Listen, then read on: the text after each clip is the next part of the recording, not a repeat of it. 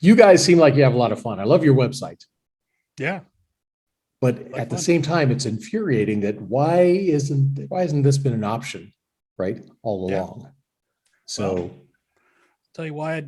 And I used to joke. You'd probably hear me yelling about this.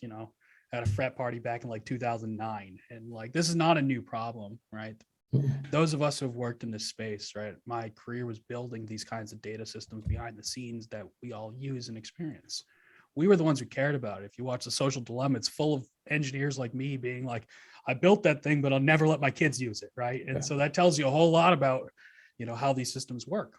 yeah, And the reason we couldn't do it was because the only people who cared were us engineers for the longest time, right? Like ultimately, to take ownership of your data requires you to, as a person and a user, to step up and say, I want to do this, right? That I want to do that thing is the barrier to solving this problem.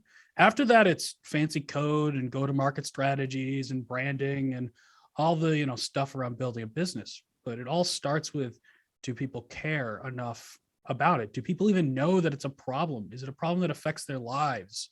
In 2020 is when we started the company because I felt like we finally had turned that corner, right? With some like crazy events like 30 million people leaving WhatsApp over a privacy policy change. I don't think anyone had ever uninstalled an app before from a yeah, privacy policy change, let alone 30 million, right? yeah, And it started to be like, oh, this has hit the general population. It reached the zeitgeist, right? yeah, You can like it would cost you billions, trillions of dollars if you had to educate the whole world on why data and right. privacy are important.